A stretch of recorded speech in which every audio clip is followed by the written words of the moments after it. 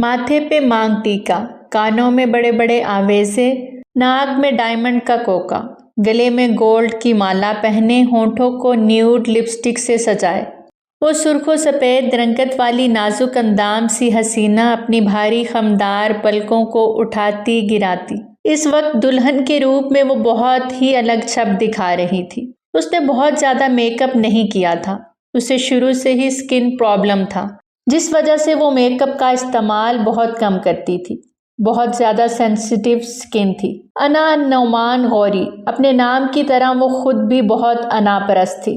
سہج سہج کے ایک ایک قدم رکھتی وہ اپنی والدہ اور کزن کے ہمراہ اسٹیج کی جانب بڑھ رہی تھی۔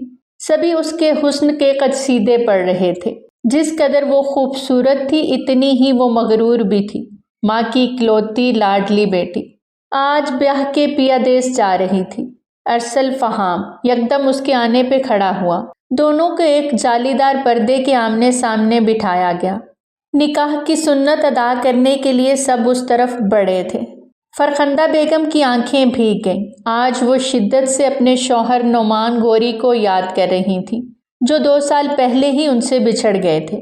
آج وہ ہوتے تو بیٹی کو دلہن بنے دیکھ کتنا خوش ہوتے، کیونکہ اپنی بیٹی کو دلہن بنتے دیکھنا ان کا بہت بڑا ارمان تھا، لیکن ان کا ارمان ان کی زندگی میں پورا نہ ہو سکا۔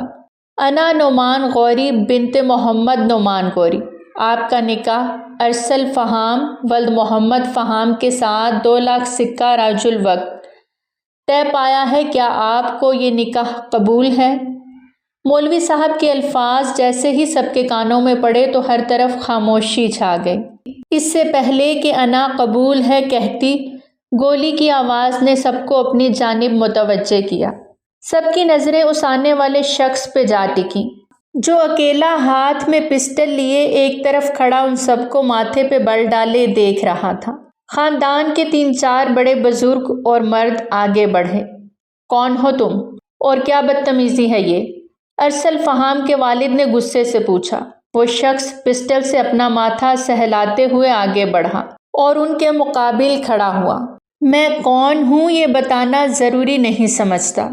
ہاں، آیا کیوں ہوں تو بتا دوں، یہ جو دلہن بنی بیٹھی لڑکی یہاں موجود ہے، میں اسے یہاں سے لے جانے آیا ہوں اور نہیں چاہتا کہ کوئی میرے راستے میں رکاوٹ بنے اور وہ میری گولی کا نشانہ بنے۔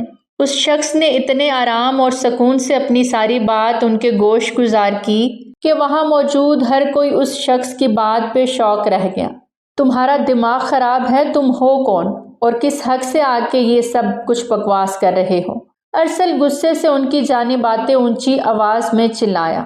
میں کون ہوں کون نہیں، اگر یہ جان گئے تو اپنے پیروں پہ کھڑے نہیں رہ پاؤ گے۔ ہٹو راستے سے۔ وہ شخص ارسل کو اپنے راستے سے ہٹاتا فرخندہ بیگم کے سامنے جا کھڑا ہوا۔ یہ سب تو مجھے نہیں جانتے، لیکن آپ تو جانتی ہیں نا؟ بہتر ہوگا آپ چچا جان کی بیٹی کو میرے حوالے کر دیں اور سب کی جان بچا لیں۔ اپنے سامنے کھڑے اپنے بھتیجے کی باتیں سنتی فرخندہ بیگم اپنی مٹھیاں سختی سے بھینچ گئیں، لیکن انہیں یقین نہیں آ رہا تھا کہ یہ کیا ہو گیا۔ انہوں نے تو گاؤں میں پیغام بھی نہیں بھجوایا، بلکہ بہت خاموشی اور سادگی سے اپنی بیٹی کی شادی کر رہی تھیں۔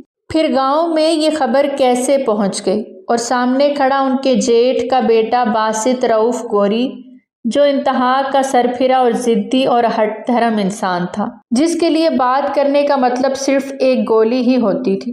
ماما یہ کون ہے اور کیا بول رہے ہیں؟ اتنی دیر میں انا اپنی سریلی آواز کے ساتھ اٹھتے پوچھنے لگی۔ میرے پاس زیادہ وقت نہیں ہے، میرے اور بھی بہت سے کام ہیں، بھیجیں اسے جلدی سے، دادا جان کا حکم ہے۔ وہ منہ کے زاویے بگاڑ کے بولا، تم ایسے نہیں لے جا سکتے میری ہونے والی بیوی کو، ہمارا ابھی نکاح ہو رہا ہے، میں ایسے نہیں جانے دوں گا اسے، ارسل فہام نے غصے سے کہا، جبکہ مسٹر فہام اس کو بازوؤں سے پکڑ کر پیچھے کرنے لگے۔ وہ بھی جان گئے تھے کہ سامنے کھڑا شخص کون ہے۔ جس قدر وہ اس خاندان کے بارے میں جانتے تھے وہ سر پھرے تھے، اور وہ کسی صورت بھی اپنے بیٹے کی جان کا رسک نہیں لے سکتے تھے۔ اگر انہیں پہلے پتا ہوتا کہ یہ شادی فرخندہ بیگم گاؤں کے سردار اشرف غوری سے چھپ کر رہی ہیں تو وہ کبھی بھی یہاں اپنے بیٹے کی بارات لے کر نہ آتے۔ اور اس وقت ارسل جس قدر غصے میں تھا، انہیں ڈر تھا کہ کہیں وہ باسط رؤف کے ساتھ ہاتھا پائی نہ شروع کر دے۔ اور اس کی گولی کا نشانہ نہ بن جائے۔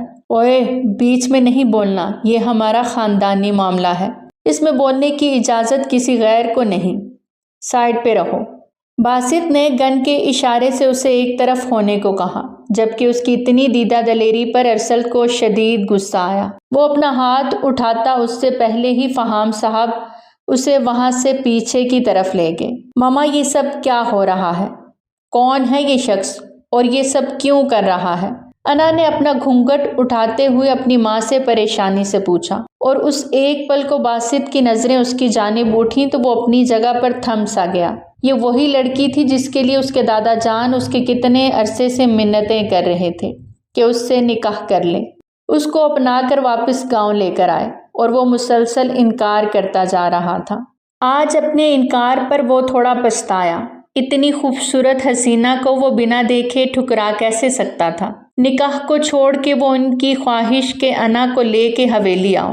آج اپنے دادا کی اس خواہش کو پورا کرنے کے لیے وہ یہاں بے دھڑک اکیلے بنا کسی سیکیورٹی گارڈ کے آن موجود ہوا تھا۔ وہ ایسا ہی سر پھرا تھا، جب کوئی بات دماغ میں پڑ جائے تو وہ کر کے ہی دم لیتا تھا۔ انکار اپنی جگہ، لیکن وہ اپنے دادا کی خواہش پورا کرنے کے لیے آج انا نعمان غوری کو اپنے ساتھ ہر صورت لے کے جانا چاہتا تھا، کیونکہ وہ پکا ارادہ کر کے آیا تھا، اور باسط رؤف غوری اپنے ارادوں کا بہت ہی پکا انسان تھا۔ بہت ٹائم ویسٹ کر دیا تم لوگوں نے میرا، چلو میرے ساتھ۔ باسط رؤف نے آگے بڑھتے ہوئے انا نعمان کا ہاتھ سختی سے دبوچا۔ انا نعمان نے ماں کی جانب مدد طلب نظروں سے دیکھا، جبکہ فرخندہ بیگم بالکل خاموش تماشائی بنی کھڑی آنسو بہا رہی تھی۔ وہ چاہ کر بھی سامنے کھڑے شخص کو روک نہیں سکتی تھی۔ چھوڑو میرا ہاتھ، کہاں لے کے جا رہے ہو مجھے؟ باسط اسے اپنے ساتھ گھسیٹتا ہوا وہاں سے باہر لے جانے لگا۔ انا نعمان چلاتے ہوئے بار بار پیچھے مڑ کر ماں کی جانب حیرت سے دیکھ رہی تھی۔ اسے سمجھ نہیں آ رہی تھی اس کی ماں خاموش کیوں کھڑی تھی۔ کوئی بھی شخص یہاں آ کر گن کے زور پر اسے کڈنیپ کر کے سرعام لے کر جا رہا تھا، اور سب خاموش تماشائی بنے کھڑے تھے۔ ماما پلیز بچائیں مجھے، وہ چلائی تھی۔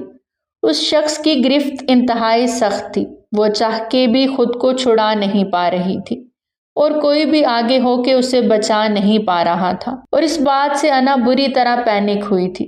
بڑی سی گاڑی کے پاس لے جا کر باسط نے انا کو گاڑی کی جانب دھکیلا۔ وہ غصے سے بھپری اس پر جھپٹی تھی، اس کے خوبصورت چہرے کو اپنے ناخنوں سے خروچا تھا۔ یہ اتنا اچانک ہوا کہ باسط کچھ کر ہی نہیں پایا، اچانک سے اسے پیچھے دھکا دیتا۔ وہ اپنے چہرے پہ اس کے دیے زخم دیکھتے حیران ہوا، اور بے یقینی اور غصے سے انا کی جانب دیکھا۔ یوں جنگلی بلی! گن کو لوڈ کرتے وہ اس کی جانب جارحانہ انداز میں بڑھا کہ انا کا دل بری طرح سکڑا۔ وہ پیچھے ہوتی سہم کے گاڑی میں جا سمائی۔ باسط نے گن سے 2 فائر زمین پہ کیے۔ انا کی چیخیں بلند ہوئیں، کانوں پہ ہاتھ لگائے وہ چلائے جا رہی تھی۔ گولیوں کی آوازیں سنتے سب باہر کی طرف بھاگے۔ فرخندہ بیگم نے دل پہ ہاتھ رکھ لیا۔ انہیں لگا کہ ان کی بیٹی کو اس ظالم شخص نے مار ڈالا ہے۔ باسط نے اس کے پیچھے گاڑی کا دروازہ کھولتے اسے غصے سے اندر کی جانب زور سے پٹخا، اور خود ڈرائیونگ سیٹ پہ بیٹھتے ہوئے گاڑی کو غصے سے سٹارٹ کیا۔ جتنی دیر میں اندر سے سب لوگ باہر آئے، اتنی دیر میں باسط غصے سے گاڑی کو سپیڈ دیتا وہاں سے لے جا چکا تھا۔ یہ سب کیا ہے آنٹی؟ بابا آپ نے مجھے کیوں روکا؟ وہ شخص یہاں دن دہاڑے سرعام آ کر میری ہونے والی بیوی کو گن پوائنٹ پر اٹھا کر لے گیا، اور آپ لوگ کچھ کر نہیں سکے، یہاں تک کہ آپ نے مجھے بھی روک دیا۔ ارسل فہام اس وقت انتہائی غصے کے عالم میں چلا رہا تھا، لیکن وہ حقیقت نہیں جانتا تھا۔ اگر جان جاتا تو شاید بالکل خاموش ہو جاتا۔ فرخندہ بیگم کی آنکھیں آنسوؤں سے تر تھیں۔ مسٹر فہام نے ایک نظر اپنی بہن کی جانب دیکھا، اور غصے سے اپنے بیٹے کی کلائی تھامے وہاں بنا اس کے کسی سوال کا جواب دیے باہر نکلتے چلے گئے۔ ایک ایک کر کے سارے وہاں سے جانے لگے، اور فرخندہ بیگم کی دوست ماریا بی بی ان کے پاس اس وقت رکی ہوئی تھی۔ وہ اپنی دوست کو اس حال میں اکیلا چھوڑ کر نہیں جا سکتی تھیں۔ ان کے دکھ سکھ غم اور ہر راز سے وہ واقف تھیں، یہاں تک کہ آج ہونے والے اس حادثے کا انہیں پہلے سے ہی آئیڈیا ہو گیا تھا۔ اس نکاح سے ماریا بی بی نے اپنی دوست فرخندہ بیگم کو روکنے کی کوشش بھی کی تھی، انہیں منع کیا تھا کہ وہ اس طرح کا کوئی سٹیپ نہ لے، لیکن وہ نہیں مانی، اور انجام اب سب کے سامنے تھا۔ گاڑی اس وقت مری کی راہ پہ گامزن تھی۔ اس پل گاڑی میں مکمل خاموشی چھائی تھی۔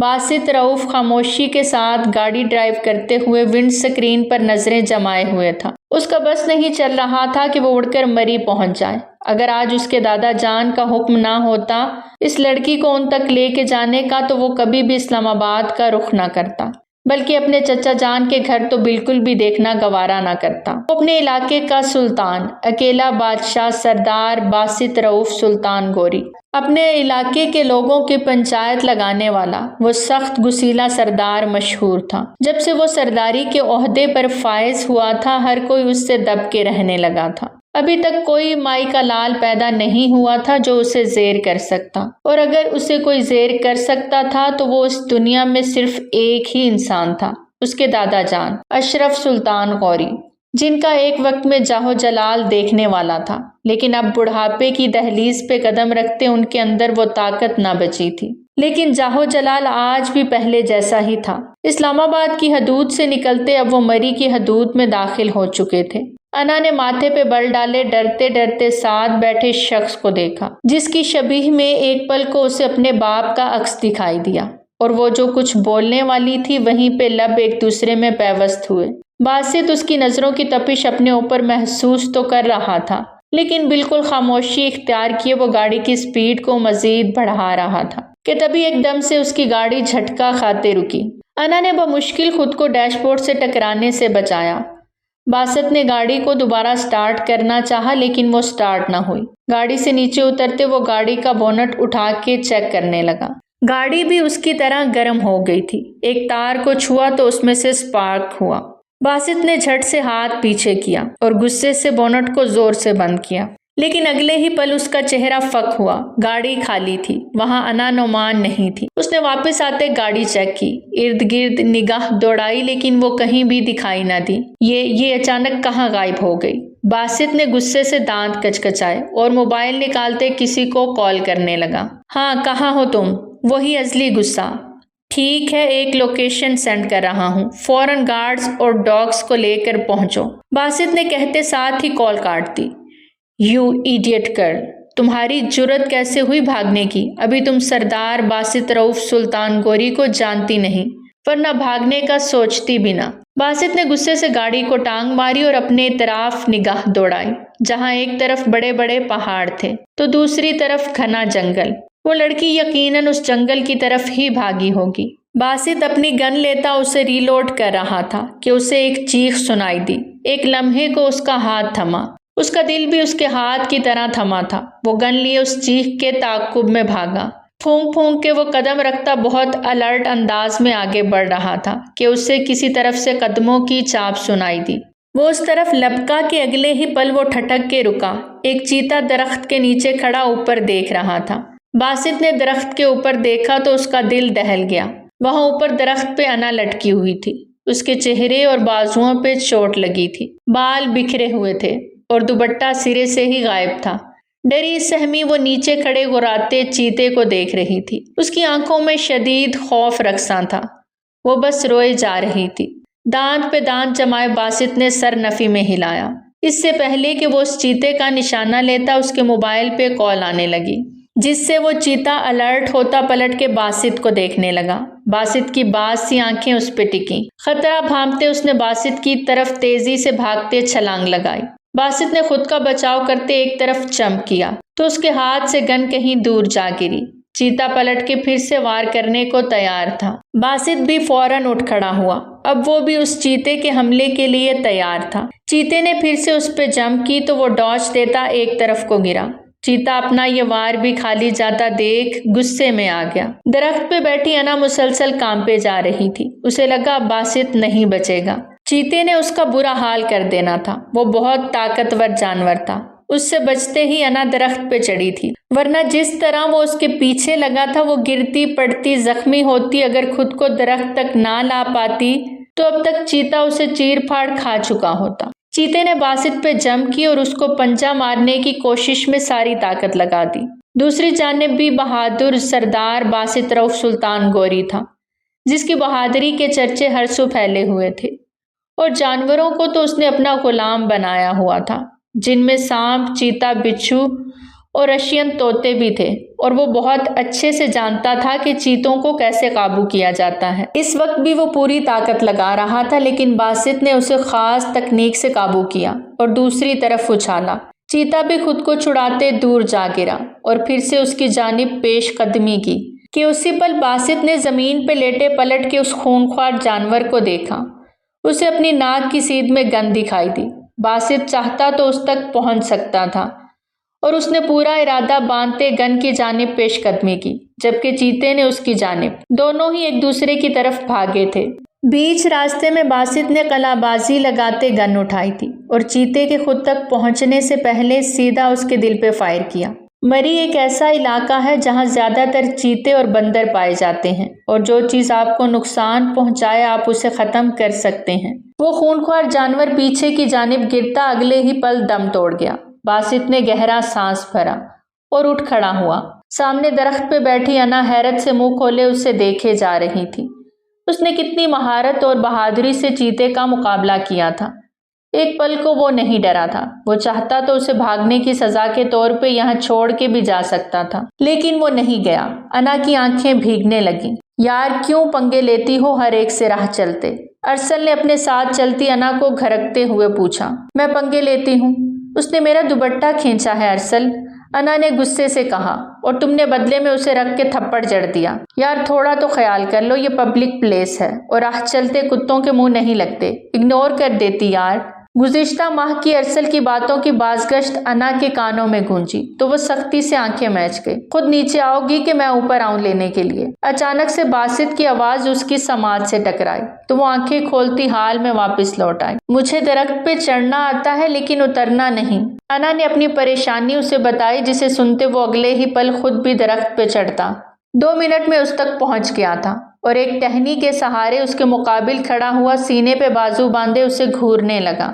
انا نے سہم کے اسے دیکھا۔ باسط نے اس کی کلائی کو سختی سے دبوچے اپنے قریب جھٹکا دیا تو وہ سیدھا اس کے کشادہ سینے کے ساتھ جا لگی۔ اس ایک پل میں باسط کا دل اپنی جگہ سے سٹک گیا تھا اور وہ خود بھی سٹک ہو گیا، پر اگلے ہی لمحے خود کو سنبھالتے باسط نے جمپ لگائی۔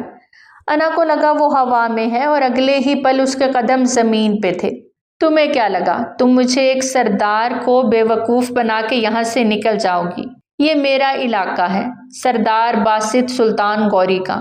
یہاں کی ایک ایک جگہ ایک ایک چپا جانتا ہوں، اور یہاں سے بھاگنے کی جو سزا تمہیں ملے گی اس کا حساب ہی الگ ہوگا۔ وہ اسے پھر سے کلائی سے دبوچے گاڑی کی جانب بڑھا۔ نہیں، آپ جھوٹ بول رہے ہیں، پھپھو ایسا نہیں کر سکتی۔ انا صرف میری تھی، میری ہے اور میری ہی رہے گی۔ میں اسے واپس لے کر آؤں گا، چاہے اس کے لیے مجھے کچھ بھی کرنا پڑے۔ فہام صاحب نے اسے ساری تفصیل سمجھاتے ہوئے انا سے دستبرداری کا کہا، لیکن وہ ہتھے سے ہی اکھڑ گیا۔ وہ یہی سوچ کر بیٹھا تھا کہ انا صرف اس کی ہے اور اب کوئی اور اس پر کوئی حق نہیں جتائے گا۔ ارسل یہ گوارا ہی نہیں کر پا رہا تھا، اس کی مردانہ انا کو سخت ٹھیس پہنچ رہی تھی، جس وجہ سے وہ بری طرح بھپر گیا تھا۔ میں تم سے کہہ رہا ہوں ارسل، تمہیں سمجھ نہیں آ رہا، تم کہیں نہیں جاؤ گے، اور بھول جاؤ انا نام کی کوئی لڑکی تمہاری زندگی میں بھی آئی تھی۔ میں یہ دشمنیاں افورڈ نہیں کر سکتا۔ ایک اکلوتے بیٹے ہو تم میرے، تمہیں کچھ ہو گیا تو ہم دونوں کہاں جائیں گے؟ ہمارا اور کون ہے؟ فہام صاحب نے پہلے غصے سے اور پھر نم لہجے میں ارسل کو سمجھانا چاہا۔ بابا، میں اتنا بے غیرت نہیں ہوں کہ اپنی ہونے والی بیوی سے دستبردار ہو جاؤں۔ عین نکاح کے وقت کوئی اور آ کر اسے میرے سے چھین لے۔ لعنت ہے مجھ پر، میری مردانگی پر، آپ مجھے نہیں روک سکتے۔ اگر آپ نے مجھے روکا تو نہ جانے میں کیا کر بیٹھوں۔ پلیز بابا ماما سمجھنے کی کوشش کریں، میں انا کے بغیر نہیں رہ سکتا، مجھے وہ چاہیے۔ اب کی بار ارسل نے اپنے بال نوچتے ہوئے بے بسی سے چلاتے ہوئے کہا، جس پر سغرا بیگم کی آنکھوں سے آنسو رواں ہو گئے۔ ارسل، تم ایک نامحرم رشتے کے لیے اپنے ماں باپ کو تکلیف پہنچاؤ گے۔ تم جانتے ہو نا کہ انا کے ساتھ تمہارا کوئی تعلق، کوئی جوڑ نہیں ہے اور نہ آگے کبھی بن سکتا ہے۔ تمہاری پھپھو نے ہم سے جھوٹ بولا، ہمیں اندھیرے میں رکھا، اور شاید انا کو بھی انہوں نے کچھ نہیں بتایا ہوگا، کیونکہ اس کے چہرے سے صاف لگ رہا تھا کہ وہ کچھ نہیں جانتی، اور جب ساری حقیقت اسے پتہ چلے گی تو وہ کبھی واپس نہیں لوٹے گی، اور نہ وہ لوگ اسے واپس لوٹنے دیں گے۔ وہ انہی کی تھی، انہی کی ہے اور انہی کی ہی رہے گی۔ اس لیے بیٹا بھول جاؤ اسے اپنی ماں کی خاطر۔ سغرا بیگم نے ارسل کے آگے ہاتھ جوڑتے ہوئے منت بھرے لہجے میں کہا۔ ارسل نے بے بسی سے اپنی ماں کی جانب دیکھا اور ان کے جڑے ہاتھوں پہ اپنے ہاتھ رکھ دیے۔ گاڑی ایک بہت بڑی حویلی کے اندر داخل ہو رہی تھی۔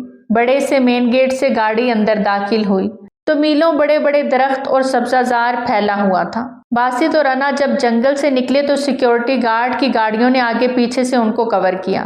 وسیع و عریض رقبے پہ پھیلے اس سبزہ زار درختوں کو دیکھتے ہوئے انا کا دل بری طرح سکڑا تھا۔ کافی دور حویلی کے در و دیوار اسے دکھائی دیے۔ اس کے دل کی دھڑکنیں ایک پل کو تیز ہوئی تھیں۔ ایک بہت بڑی حویلی کی جانب جاتے اسے ایسے محسوس ہو رہا تھا جیسے وہ ایک بہت بڑے قید خانے میں قید ہونے جا رہی ہو۔ گاڑی پارکنگ کی جانب بڑھتی اب پارکنگ میں رک چکی تھی۔ انا نے دھڑکتے دل کے ساتھ باسط کی جانب دیکھا، جبکہ باسط اس کو ایک نظر بھی نہیں دیکھ رہا تھا۔ پیچھے پلٹتے گاڑی کی بیک سے اپنی شال اٹھاتے اس نے گاڑی سے نیچے اترتے دوسری جانب آتے دروازہ کھولتا انا کے گرد اپنی شال لپیٹ گیا۔ انا نے گھبرا کے پلکیں اٹھائے اس یونانی دیوتاؤں سا حسن رکھنے والے شہزادے کو دیکھا۔ اس کے دل کی دنیا کو ہر گزرتے پل کے ساتھ جل تھل کر رہا تھا۔ باسط نے اسے کلائی سے تھامے نیچے اتارا۔ سب ملازم اور سیکیورٹی گارڈ وہاں سے دور ہٹ گئے تھے۔ سبھی باسط کی طبیعت سے بہت اچھے سے واقف تھے۔ باسط پورے حق کے ساتھ انا کو کلائی سے تھامے اندر حویلی کی جانب بڑھا۔ بہت بڑی راہداری کو عبور کرتے کمرے کے دروازے کے پاس جاتے رک گیا۔ انا نے سوالیہ نظروں سے باسط کی جانب دیکھا۔ باسط نے دھیرے سے دروازے پہ دستک دیتے اسے کھولا تھا۔ انا نے ماتھے پہ بل ڈالے اس شخص کو دیکھا جو اپنے ہی گھر کے ایک کمرے میں داخل ہونے سے پہلے دستک دے رہا تھا، جبکہ اس کے گھر میں کس طرح دندناتے ہوئے داخل ہوا تھا۔ سب کچھ پل میں تہس نہس کر گیا تھا۔ دوغلا انسان، دل ہی دل میں اسے کوسا۔ السلام علیکم دادا جان۔ باسط کے لہجے میں بہت ہی ادب اور نرمی تھی۔ لگ ہی نہیں رہا تھا یہ وہی شخص ہے جو کچھ دیر پہلے اس کے گھر میں گنڈا گردی مچاتے پھر سپرمین کی طرح گاڑی چلاتے اور اس چیتے سے ٹارزن کی طرح لڑتے انا کو یہاں تک لایا تھا۔ اپنے پوتے کی آواز سنتے اشرف سلطان غوری نے ہاتھ میں پکڑی تسبیح کو ایک پل کے لیے روک دیا اور اپنی آنکھیں کھولیں۔ اپنے سامنے اپنے پوتے اور پوتی کو دیکھ کر ان کی آنکھوں کی چمک بہت زیادہ بڑھ گئی۔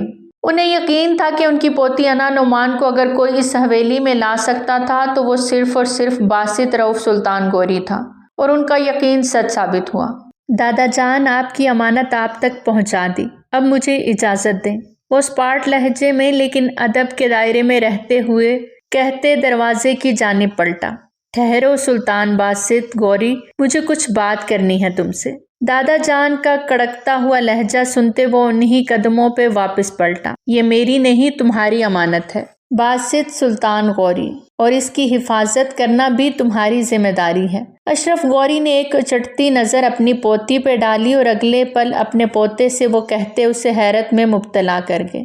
یہ آپ کیا کہہ رہے ہیں دادا جان؟ میری امانت؟ آپ نے مجھے کہا اس کو آپ تک پہنچانا ہے، میں اسے یہاں لے آیا، بات ختم۔ باسط نے کندھے اچکائے۔ بیٹا بات تو اب شروع ہو گئی ہے۔ اشرف غوری اپنی جگہ سے کھڑے ہوتے باسط کے قریب آئے۔ اس سب کے دوران انا خاموشی سے ان دونوں کو ایک دوسرے کے ساتھ محو گفتگو دیکھتی رہی۔ اسے سمجھ نہیں آ رہی تھی کہ اس کے یہاں آنے کے پیچھے وجہ کیا ہے۔ اتنا تو وہ جان گئی تھی کہ سامنے کھڑا شخص اس کے باپ کا باپ تھا اور ان کے کافی قصے اس کے بابا نے اسے سنا رکھے تھے۔ ان کی پرسنالٹی دیکھتے ہوئے وہ کچھ مرعوب بھی ہو گئی تھی، اس لیے فی الحال خاموش رہنا ہی مناسب سمجھا۔ بیٹا تمہارا اور انا نعمان کا نکاح تم دونوں کے بچپن میں ہی کر دیا گیا تھا، اس لحاظ سے انا تمہاری منکوحہ ہے۔ اشرف غوری نے نہ صرف باسط کے سر پہ بم پھوڑا بلکہ دوسری جانب انا کے بھی 14 طبق روشن ہو گئے۔ وہ بچپن سے کسی شخص کے نکاح میں تھی اور وہ جانتی ہی نہیں تھی، اور اس کی ماما یا بابا نے بھی اس سے اس بارے میں کوئی ذکر نہیں کیا تھا۔ ایسا کیسے ممکن تھا؟ وہ سوچے جا رہی تھی۔ دادا جان، آپ کو لگتا ہے کہ میں آپ کی باتوں میں آ جاؤں گا تو ایسا نہیں ہو سکتا۔ آپ اس لڑکی کو زبردستی میرے اوپر مسلط نہیں کر سکتے۔ آپ اچھے سے جانتے ہیں میرا کیا جواب تھا۔ باسط نے بہت پرسکون انداز میں اپنے دادا جان کو جواب دیا۔ بیٹا یہ ایک طے شدہ حقیقت ہے، اسے تسلیم کرنے نہ کرنے سے سچ بدل نہیں جائے گا۔ انا آپ کی منکوحہ تھی، ہے اور رہے گی، اور بیوی بھی یہی بنے گی۔ اس لیے اپنے دماغ سے سب کچھ نکال کر اس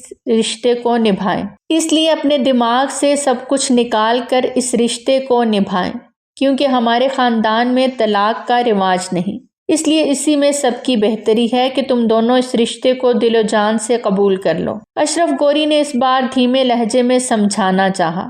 باسط سلطان غوری نے سامنے کھڑی لڑکی کی جانب دیکھا۔ اس کی آنکھوں میں بھی اس وقت صرف اور صرف حیرانی تھی اور پھر بے یقینی کی سی کیفیت میں وہ بھی باسط کو دیکھے جا رہی تھی۔ تو آپ چاہتے ہیں کہ میں اسے بیوی کا مقام دوں؟ باسط کے اندر اچانک سے ڈھیر سارا غصہ بھرنے لگا۔ تمہیں دینا پڑے گا باسط، کیونکہ اس کے علاوہ سیکنڈ آپشن نہیں ہے۔ اشرف گوری نے قطعی انداز میں کہا، ٹھیک ہے، میں اسے اس کا جو مقام ہے وہ اسے ضرور دوں گا۔ اور کوئی حکم دادا جان؟ باسط نے ایک ایک لفظ غصے سے چباتے ہوئے کہا۔ تو اشرف گوری کے چہرے پہ ایک مسکان نے احاطہ کیا اور وہ انا کی جانب پلٹے۔ انا نعمان غوری، آج جو کچھ بھی ہوا اس میں تمہاری کوئی غلطی نہیں تھی۔ تمہارے ماں باپ نے تمہیں سچائی سے دور رکھا اور تمہاری والدہ ایک گناہ کرنے جا رہی تھی۔ تمہارا نکاح باسط سے ہو چکا ہے، یہ بات وہ اچھے سے جانتی تھی۔ اس کے باوجود تمہاری والدہ نے تمہارا نکاح اپنے بھائی کے بیٹے سے کرنا چاہا۔ وہ ایک گناہ کر رہی تھی اور انجانے میں تم اس گناہ کا حصہ بن رہی تھی۔ تم اس خاندان کی بیٹی ہو اور بہو اور پوتی بھی، اور سردار باسط سلطان کی بیوی ہونے کے ناطے تم اس پورے علاقے کی سردارنی بھی ہو۔ اپنے مقام کو سمجھو اور اپنے فرض نبھاؤ اور اپنا حق لو۔ اشرف گوری نے اسے 4 باتوں میں پوری بات سمجھا دی تھی۔ انا کی آنکھوں سے آنسو بہتے اس کے گالوں پہ گرنے لگے۔ سامنے کھڑا شخص کوئی اور نہیں، اس کا دادا تھا، جنہوں نے اس کے سر پہ شفقت بھرا ہاتھ نہیں رکھا تھا، لیکن جتنی سختی سے انہوں نے اس کے گوش گزار حقیقت کی تھی، اس سے انا نعمان کو یہ اندازہ کرنے میں مشکل پیش نہیں آئی کہ وہ اپنے دادا کی ہی کاپی تھی۔ جس طرح وہ ضدی، غصے والے، بنا سامنے والے کے جذبات کی فکر کی اپنی کہہ رہے تھے، ٹھیک انا بھی ویسی ہی تھی۔ سر جھکائے اپنے آنسو کو پونچھا تو اسی لمحے باسط نے آگے بڑھ کے انا کی کلائی کو پھر سے تھاما۔ نکاح تو ہوا ہے دادا جان، رخصتی بھی لے رہا ہوں، آپ کو کوئی اعتراض تو نہیں؟ بڑے دلربا انداز میں باسط نے اپنے دادا جان سے انا کی رخصتی کی بات کی۔ ان کا جی چاہا وہ کہے لگاتے ہوئے ہنسیں، لیکن خود پہ کنٹرول کر کے، ہاں بیٹا، میری طرف سے مکمل اجازت ہے، اپنی بیوی کو اپنے کمرے میں لے جاؤ، باقی سب میں سنبھال لوں گا، انہوں نے بہت اطمینان بھرے انداز میں باسط سے کہا، جبکہ باسط گہرا سانس بھرتے اپنے اندر اٹھتے اشتعال کو کنٹرول کرتا۔ انا کو کلائی سے تھامے اپنے ساتھ لیے دروازے سے باہر کی جانب بڑھا۔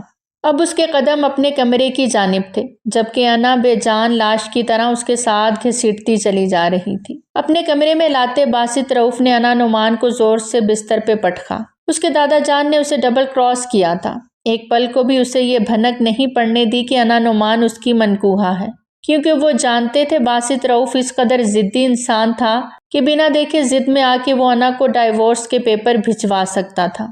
انہوں نے بس ایک ہی بات اس کے سامنے رکھی کہ وہ بے شک انا سے شادی نہ کرے، لیکن وہ ان کی پوتی کو اس حویلی میں واپس لے کے آئے۔ صرف اپنے دادا جان کا حکم مانتے وہ آج آندھی طوفان بنا اسلام آباد چچا جان کے گھر داخل ہوتا، اپنی ہی منکوحہ کو اس کی شادی سے اٹھا لایا تھا۔ اپنے بالوں میں ہاتھ پھیرتے اس نے پلٹ کے انا کو دیکھا، جو غصے سے اسے ہی دیکھ رہی تھی۔ میں ایسے کسی نکاح کو نہیں مانتی جو بچپن میں ہوا ہو، اس نکاح کی کوئی ویلیو نہیں ہوتی، اس لیے مجھ پہ کسی قسم کا کوئی حق جتانے کی کوشش بھی مت کرنا تم۔ انا نے انگلی اٹھاتے غصہ ضبط کرتے باسط کو وارن کیا، جبکہ اندر ہی اندر وہ باسط سے بری طرح خائف بھی تھی۔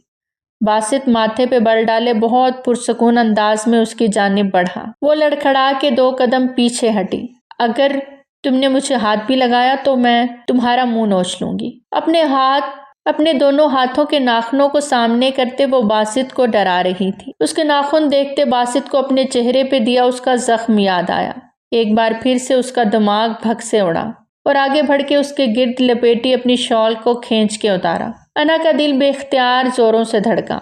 شال اترتے ہی اس کے جسم کے نازک خد و خال مکمل واضح ہوئے تھے۔ اس بار باسط نے پورے حق سے اس کو سر سے پاؤں تک دیکھا۔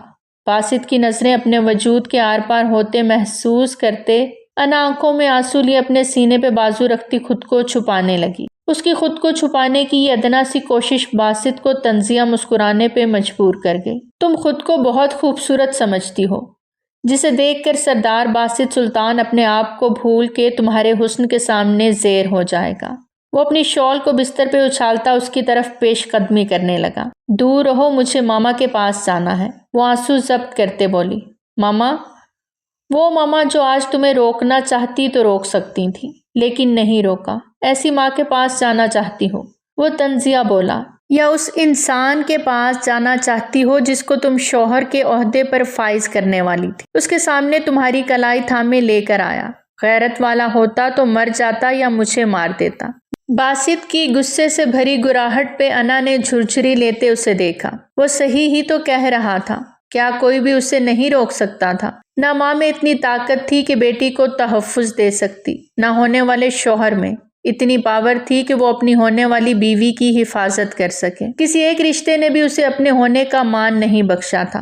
انا کا دل بہت سخت دکھا تھا۔ ایک بات آج میری کان کھول کے سن لو، میں بھلے ہی تمہیں بیوی بناؤں یا نہ بناؤں، اس سب کے باوجود ایک بات اپنے اس چھوٹے سے دماغ میں اچھی طرح بٹھا لو، اب تمہیں اپنی آخری سانس تک اس حویلی میں رہنا ہوگا، جیو یا مرو، تم اس حویلی سے باہر نہیں جا سکتی، سمجھی تم؟ وہ سرد لہجے میں بولا تھا۔ مجھے یہاں نہیں رہنا، تم یہاں کے سردار ہوگے، میں نہیں، میں اپنی مرضی کی خود مالک ہوں۔ انا بھی اسی کے انداز میں جواب دیتی رخ پلٹ گئی۔ مرضی؟ باسط نے اسے کلائی سے تھامے خود سے قریب کیا تو وہ لڑکھڑا گئی۔ اب تم یہاں ہو تو مرضی بھی میری ہی چلے گی، سمجھی تم؟ جاؤ ڈریسنگ روم میں اور چینج کرو اس بیہودہ لباس کو، جاؤ ڈریسنگ روم میں اور چینج کرو اس بیہودہ لباس کو۔ دوپٹہ ہٹنے سے اس کے ڈیپ گلے اور برہنہ پیٹ کو دیکھتا لب بھینچتے بولا تو ہتک کے احساس سے انا کی آنکھوں میں آنسو بھر گئے۔ میرا دوپٹہ وہاں گر گیا، ورنہ یہ سب ڈھکا ہوا تھا۔ نہ جانے کیوں وہ لڑکی جس نے آج تک کسی کو اپنی ذات کے حوالے سے صفائی نہیں دی تھی، لیکن آج نہ جانے کیوں وہ صفائی دینے لگی۔ Shut up, go and change it, وہ دبے دبے غصے میں چلایا تو انا سہمتے ہوئے ڈریسنگ کی جانب بڑھ گئی۔ وہاں اسے ڈھیر ساری کبرڈز نظر آئیں۔ ان کبرڈز کو کھولتے وہ کوئی ڈھنگ کا سوٹ دیکھنا چاہ رہی تھی، لیکن وہاں تو سب مردانہ سوٹ تھے۔ ہر طرح کے مردانہ سوٹ دیکھتی وہ لب بھینچے غصے سے باہر آئی۔ کون سا سوٹ پہنوں؟ یہ والا اتار کے؟ وہ بے دھڑک غصے سے کمرے میں واپس آتے بھڑکی، لیکن کمرے میں آتے وہ دل تھام گئی۔ سامنے ہی وہ شرٹ لیس پیٹھ پھیرے کھڑا فون پہ کسی سے بات کر رہا تھا۔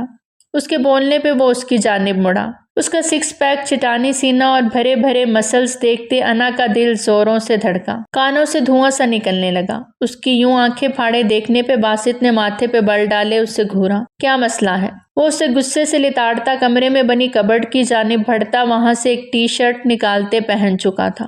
کون سا ڈریس چاہیے تمہیں؟ کس برانڈ کا؟ وہ طنز کر رہا تھا۔ مجھے کسی برانڈ کا کوئی ڈریس نہیں چاہیے، صرف عورتوں کے کپڑے چاہیے، یو نو لیڈیز ڈریس۔ وہاں ایک بھی لیڈیز ڈریس نہیں ہے، کیا پہنوں؟ وہ زچ ہوئی۔ خود کو ڈھانپنا ہے نا، وہاں موجود کچھ بھی پہن لو، تمہارا جسم ڈھک جائے گا، اور اگر تمہاری مراد اس قسم کے لیڈیز ڈریس سے ہے تو یہ میں بے حیائی افورڈ نہیں کر سکتا۔ وہ اسے نہ جانے کیسی لڑکی سمجھ رہا تھا۔ اپنی کہتے وہ پھر سے موبائل میں بزی ہو گیا۔ تمہیں کیا لگتا ہے میں ایک بے حیا لڑکی ہوں؟ وہ دکھ سے اسے اپنی طرف موڑتی غصے سے پوچھ رہی تھی۔ تم نے ایسے کیسے بولا؟ تم جانتے کیا ہو میرے بارے میں؟ تمہاری جرت کیسے ہوئی مجھے بے حیا کہنے کی؟ انا کا لہجہ رند گیا۔ باسط اسے چپ چاپ دیکھے گیا۔ تمہیں بے حیا نہیں کہا، تمہارے لباس کو کہا ہے۔ تم بے حیا ہوتی تو باسط سلطان غوری تمہیں اپنے کمرے میں نہ لاتا، سیدھا اوپر پہنچا دیتا، سمجھی تم؟ وہ بھی اس کے حسین اور دلکش چھوئی موئی سے سراپے کو استحقاق بھری نگاہوں سے دیکھتے دھیرے سے بولا۔ بات کو پلٹو مت، میں سمجھ گئی ہوں تم کیا کہنا چاہتے تھے۔ اب جیسی ہوں تمہارے سامنے ہوں، نہیں کروں گی چینج، اسی ڈریس میں رہوں گی، تمہیں جو کرنا ہے کر لو، آئی ڈونٹ کیئر۔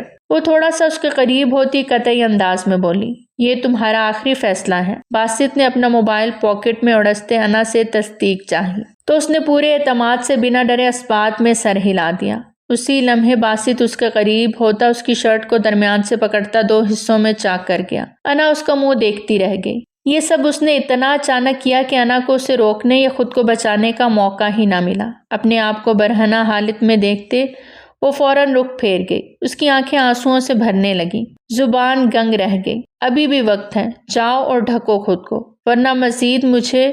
اس سے پہلے کہ باسط اپنی بات مکمل کرتا، انا ڈریسنگ روم میں گم ہوتے دروازہ لاک کر گئی۔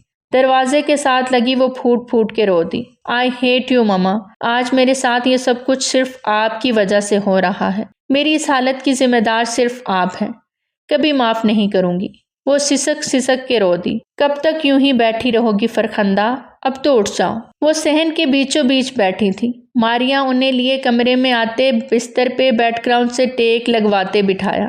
انہیں زبردستی کھانے کے 2 چمچ دیتی، میڈیسن کے ساتھ نیند کی گولیاں بھی دینے لگی۔ میری بچی آج چلی گئی مجھے چھوڑ کے، کیسے جیوں گی اس کے بنا؟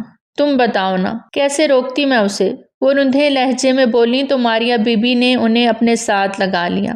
بس حوصلہ رکھو، اللہ صبر کرنے والوں کے ساتھ ہے، بے فکر رہو۔ ماریا کی بات پہ انہیں جیسے کچھ حوصلہ ملا۔ وہ مجھ سے ناراض ہو کے گئی ہے، لیکن اسے نہیں سمجھا پاؤں گی کہ اس کی ماں مجبور تھی، اس کے حق میں چاہ کے بھی کچھ نہیں کر سکی۔ وہ آنسو ضبط نہ کر پائیں۔ فرخندہ، جو ہوا سو ہوا، اب آگے کا سوچو۔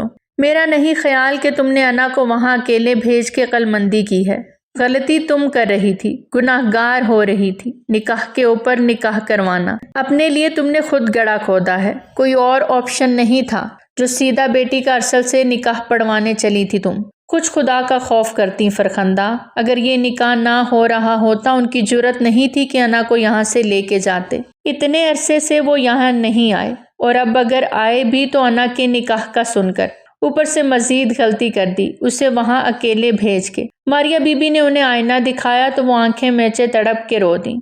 کیا کرتی ماریا؟ انا کے بابا میرے ہاتھ پیر کاٹ کے گئے ہیں، میں چاہ کے بھی اپنی بچی کو ان سرداروں سے بچا نہیں پائی۔ وہ سردار سر پھرے ہیں۔ میں نہیں چاہتی تھی کہ میری بیٹی ان کے پاس جائے، لیکن قسمت دیکھو، وہ چلی بھی گئی اور میں کچھ کر نہیں پائی۔ وہ دکھ سے روئے جا رہی تھی اور انہیں اب تیز بخار ہونے لگا تھا۔ اچھا اب سو جاؤ تھوڑی دیر، کل صبح بات کریں گے اس بارے میں۔ اپنی طبیعت خراب کر لو گی تو بیٹی کو کیسے بچاؤ گی؟ انہوں نے فرخندہ بیگم کی بہت ڈھارس بڑھائی۔ کچھ ان کی باتوں اور کچھ دوائیوں کا اثر تھا کہ وہ اپنی بیٹی انا کو یاد کرتے کرتے سو گئیں۔ ماریا بی بی رات اپنی دوست کے پاس ہی رکی تھی۔ رات کا نہ جانے کون سا پہر تھا کہ انا کی آنکھ شدید پیاس کی شدت سے کھلی۔ وہ اٹھ بیٹھی۔ سامنے بستر پہ وہ گہری نیند میں ڈوبا ہوا تھا۔ انا دھیرے سے کاؤچ سے اٹھتی نیم روشنی میں رستے کا تعین کرتی ٹیبل تک آئی۔ شاید پانی موجود ہو، لیکن وہاں کچھ بھی نہ تھا۔ اس کے حلق میں کانٹے چبھنے لگے۔ وہ جب سے یہاں آئی تھی اسی کمرے میں بند تھی۔ باہر کا نہ راستہ پتہ تھا اور نہ ہی کچن کا، اور یہ تک نہیں جانتی تھی کہ یہاں کوئی اور ہے بھی یا نہیں۔ یہ سب باتیں سوچتے اس کی آنکھیں پھر سے بھیگنے لگیں۔ نہ چاہتے ہوئے بھی اس نے جھک کے باسط کو ہلایا تاکہ وہ اسے پانی لا کے دے سکے، جو اس کی سب سے بڑی غلطی ثابت ہونے والی تھی۔ سنو پلیز، سنو نا، اٹھو، مجھے پیاس۔ ابھی الفاظ اس کے منہ میں ہی تھے کہ نیند میں باسط نے اس کا بازو پکڑ کے کھینچا اور اسے بستر پہ گراتے اس پہ خود سایہ فگن ہوتا، دھیرے سے اس کے لبوں پہ جھکتا اس کے دل کی دھڑکن کو روک گیا۔ دھیرے دھیرے اس کی شدتیں بڑھنے لگیں۔ وہ آنکھیں میچے اس کی جان لبوں پہ لے آیا تھا۔ انا بری طرح کسمساتے اسے خود سے پرے کرنے کی کوشش کرنے لگی، لیکن باسط نے اس کے دونوں اطراف میں ہاتھ پن کیے اپنی نیند کے نشے میں ہی اس کے لبوں پہ گرفت بڑھاتا چلا گیا۔ وہ ہچکی بھی نہیں لے پا رہی تھی۔ اس کو پہلے ہی پیاس لگی تھی، اوپر سے باسط کی حرکت نے اسے مزید بے جان کر دیا تھا۔ وہ مزاحمت کیے بنا بے سود پڑی رو رہی تھی۔ باسط اس کے لبوں سے سیدھا اس کے گلے کی جانب بڑھتا اپنے لبوں اور دانتوں سے اس کے گردن پہ جا بجا بوسوں کی برسات کر چکا تھا۔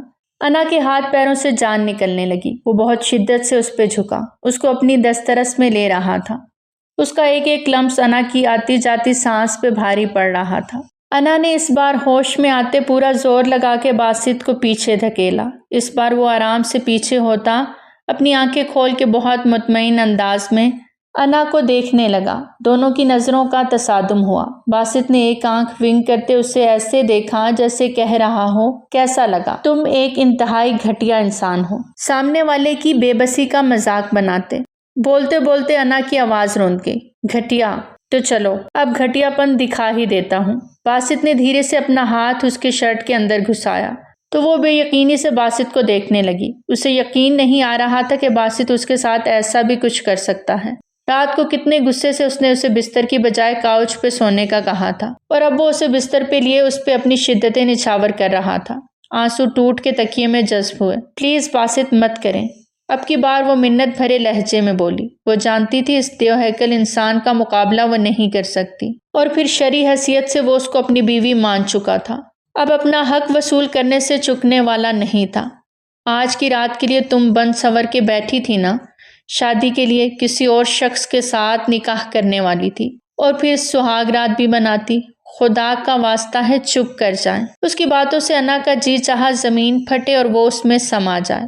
جو کچھ بھی ہو رہا تھا اس میں اس کا کیا قصور تھا؟ وہ تو کچھ بھی نہیں جانتی تھی۔ میں چپ ہو جاؤں؟ نکاح کے اوپر نکاح تم کر رہی تھی، بے شرم لڑکی، وہ پھنکارا تھا۔ مجھے نہیں پتا تھا، میں نکاح میں ہوں آپ کے، وہ بھی فوراً اپنی صفائی میں بولی۔ جھوٹ بولتی ہو تم۔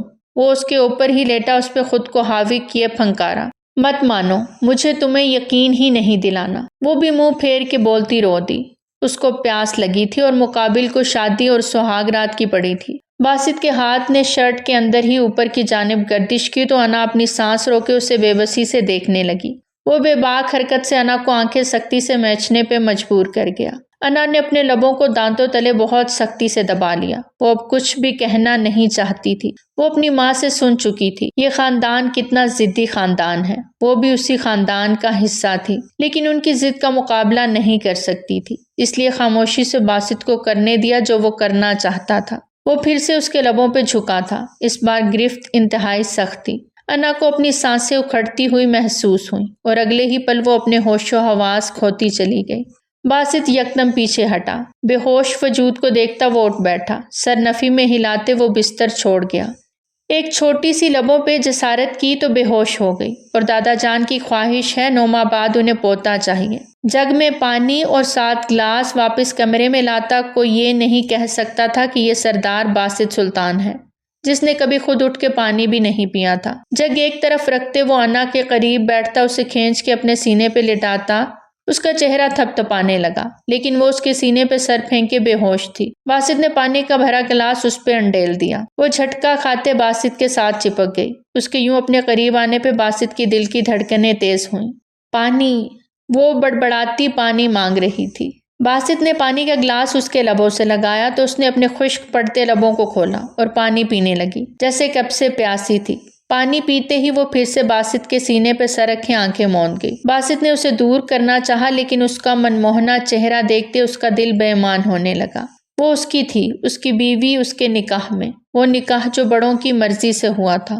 وہ اس پہ پورا حق رکھتا تھا۔ آنکھیں میچے اپنے ساتھ لگاتے وہ خود بھی نیند کی وادیوں میں کھونے لگا۔ ہم سچ کہہ رہے ہیں رانی ماں، سردار سائیں کسی لڑکی کو لے کر آئے ہیں، اور وہ لڑکی رات بھر ان کے کمرے میں رہی۔ نوری نے رازداری سے فاطمہ بیگم کو بتایا، جو کہ باسط کی والدہ تھی۔ آج صبح ہی وہ اپنی بہن کے گھر سے لوٹی تھی اور اپنی بہن کی بیٹی تانیہ سے باسط کے رشتے کی بات بھی کی۔ فاطمہ بیگم کا دل تھا کہ تانیہ اور باسط کی شادی ہو جائے، لیکن باسط کسی لڑکی کو کیسے لے آیا تھا؟ وہ ازحد پریشان ہو رہی تھی۔ یقیناً اس میں بڑے سائیں کا کردار ہوگا، ورنہ باسط کوئی بھی کام کرے ناممکن۔ ان کی اجازت کے بنا تو وہ کوئی کام کرنے سے رہا، یقیناً وہ سب جانتے ہوں گے۔ فاطمہ بیگم سوچتے اپنے کمرے کی جانب بڑھ گئیں۔ شوہر کی وفات کے بعد عدت بھی انہوں نے یہیں کی تھی، اور پھر اپنے بیٹے کی خاطر وہ یہیں بس گئیں، کیونکہ باسط گوری خاندان کا واحد چشم و چراغ تھا اور سرداری بھی اس کے حصے میں آنی تھی۔ وہ جانتی تھیں بڑے سردار کسی صورت اپنے پوتے سے دستبردار نہیں ہوں گے، اس لیے وہی ان کی بات مانتی چلی گئیں۔ لیکن اب یہ شادی، ایسا کیسے ہو سکتا تھا؟ اگر باسط کسی لڑکی سے نکاح کر کے اسے گھر لے آیا تھا تو کیا ماں کو بتانا ضروری سمجھا ہی نہیں؟ ماں کی کوئی ویلیو ہی نہیں۔ وہ بہت دکھی ہو رہی تھی۔ صبح سویرے انا کی آنکھ کھلی تو خود کو باسط کی باہوں کے حصار میں پایا۔ وہ اسے اپنے ساتھ لگائے گہری نیند میں ڈوبا تھا۔ ایک بازو اس کے سر کے نیچے سے گزارتے اس کو اپنے حصار میں لیے ہوئے تھا، جبکہ دوسرا ہاتھ اس کے اوپر ایسے دھرا تھا کہ انا کان کی لو تک سرخ ہوئی۔ بہت ہی آرام سے اس کا ہاتھ پیچھے کرتے سانس روکے اٹھنے کی کوشش کرنے لگی کہ اسی پل باسط نے واپس اس پہ اپنا ہاتھ رکھے اسے اپنی دسترس میں لیتے بے باک شرارت کی۔ انا کے تو پورے جسم میں کرنٹ سا دوڑ گیا۔ وہ ایک ہی رات میں کیسے اس پہ کھلتا چلا جا رہا تھا، کیا چیز تھا وہ شخص؟ اب تو انا کو اس سے خوف آنے لگا تھا۔ اس کی نزدیکی اور قربت سے اس کے پیٹ میں تتلیاں سی بھرنے لگیں۔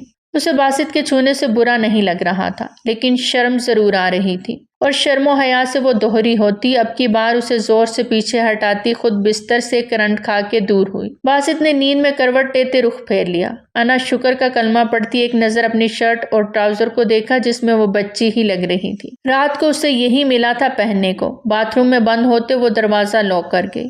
اسی پل باسط بھی جاگ گیا۔ اپنے بالوں میں ہاتھ پھیرتے وہ زیر لب مسکرایا۔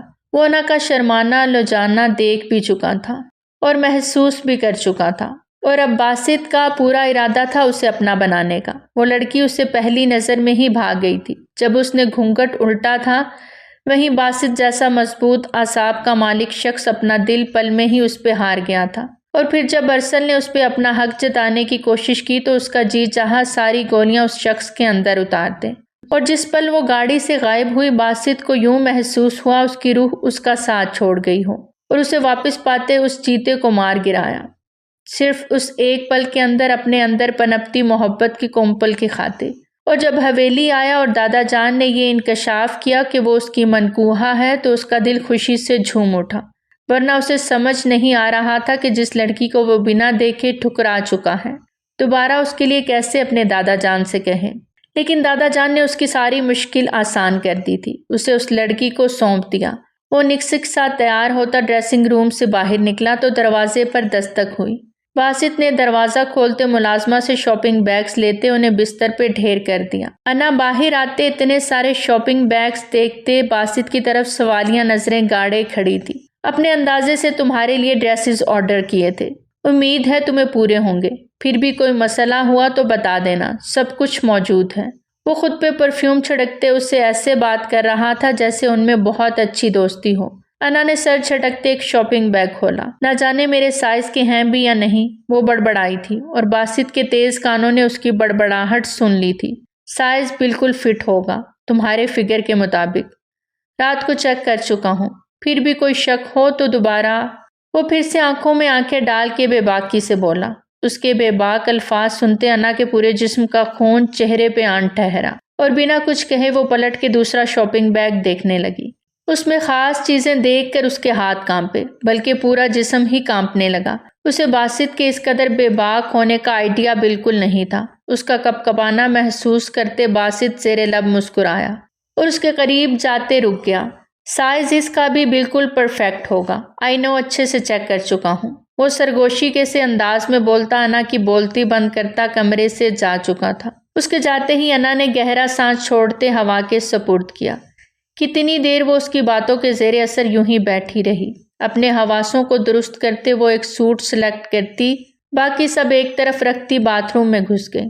وہ اندازے سے سیڑھیاں اترتی نیچے آ رہی تھی کہ نیچے کا ماحول اسے کافی کشیدہ محسوس ہوا۔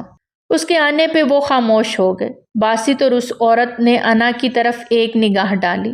انا کو سیڑھیاں اترنا محال سا لگا، وہ وہیں تھم گئی۔ رک کیوں گئی؟ نیچے آؤ۔ فاطمہ بیگم کی پکار پہ اسے کچھ حوصلہ جاگا تو وہ گہرا سانس بھرتی نیچے اتری۔ باسط اسے اپنے منگوائے گئے ڈریس میں دیکھتا بہت خوش ہوا تھا۔ اسے وہ اپنی سی لگ رہی تھی۔ وہ ان 24 گھنٹوں میں اس کا اسیر ہو گیا تھا۔ ماشاءاللہ بہت پیاری ہو، بالکل اپنے دادا کی طرح ہو۔ انہوں نے محبت سے کہتے انا کا ماتھا چوما تو انا کی آنکھیں بھیگنے لگیں۔ اسی پل اس کے دادا جان بھی وہاں آن موجود ہوئے۔ السلام علیکم دادا جان، باسط نے فوراً سلام کیا۔ وعلیکم السلام، میری پوتی کیسی ہے؟ انہوں نے خوش دلی سے اس سے آج گلے سے بھی لگایا اور پیار بھی کیا۔ وہ حیران در حیران ہو رہی تھی، جبکہ باسط اسی قدر محظوظ ہو رہا تھا۔ میں ٹھیک ہوں، وہ دھیرے سے جواب میں بولی۔ ہمارے پوتے نے تنگ تو نہیں کیا؟ دادا جان کی بات پہ انا کا سر ہی جھک گیا۔ اب وہ کیا بتاتی کہ کس طرح سے اس شخص نے تنگ کیا تھا۔ سب باتیں سوچتے اس کے چہرے پہ شرم و حیا کی لالی دیکھتے باسط کے دل کو وہ مزید اپنی طرف کھینچنے لگی۔ خوشگوار ماحول میں ناشتہ کیا گیا۔ کہاں ہے میری بیٹی؟ انا باہر آؤ میری بچی، میں تمہیں لینے آئی ہوں۔ وہ غصے سے بولتی اندر آ رہی تھی۔ انا اپنی جگہ سے اٹھ کھڑی ہوئی، جبکہ باقی سب اطمینان سے ناشتہ کرنے میں مصروف رہے، جیسے انہیں پرواہ ہی نہ ہو کون آیا ہے۔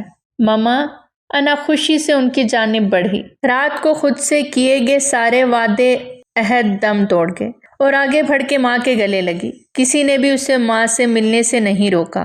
انا میری بچی، تم ٹھیک ہو نا؟ کسی نے کچھ کہا تو نہیں؟ انہوں نے غصے سے اشرف گوری اور باسط گوری کو گھورتے ہوئے پوچھا، جو ایسے ظاہر کر رہے تھے کہ ان کے بارے میں بات ہی نہیں ہو رہی۔ میں ٹھیک ہوں ماما، وہ دھیرے سے بولی تو فرخندہ کی جان میں جان آئی۔ فرخندہ بہن بیٹھو، ناشتہ کرو، فاطمہ بیگم نے آداب میزبانی نبھاتے ہوئے کہا۔ میں یہاں ناشتہ کرنے نہیں آئی، اپنی بیٹی کو لینے آئی ہوں، چلو انا۔ انہوں نے انا کا ہاتھ تھامے کھینچ کے لے جانا چاہا کہ باسط کے پاس سے گزرتے باسط نے انا کی کلائی کو تھام لیا۔ اب ایک کلائی اس کی ماں کے ہاتھ میں تھی اور دوسری باسط رؤف کی مضبوط گرفت میں۔ وہ جھٹکے سے اٹھتا انا کو کھینچ کے اپنی پشت کے پیچھے کر گیا۔ آپ یہاں آئیں، آپ ہماری مہمان ہیں، جو ہو سکا جس طرح ہو سکا آپ کی عزت کریں گے۔ میری بیوی کو لے جانے کا خیال اپنے دل و دماغ میں بھی مت لائیے گا، ورنہ باسط رؤف گوری ہر حد سے گزر جائے گا۔ وہ دھیمے لیکن سرد لہجے میں بولتا فرخندہ کو گنگ کر گیا۔ اس کا جنونی انداز دیکھتی وہ تو کچھ پل بول ہی نہ پائیں، جبکہ اشرف گوری تو اب سکون سے بیٹھے تھے۔ کتنے عرصے سے وہ انا کو واپس لانا چاہتے تھے، لیکن فرخندہ بیگم کی ضد کی وجہ سے وہ چپ ہو جاتے۔ پر اب بس ایک چال چلنے کی دیر ہوئی تھی اور انا ان کے پاس تھی، ان کی حویلی میں۔ انا بیٹی ہے میری، وہ اپنا لہجہ سخت بناتے بولیں۔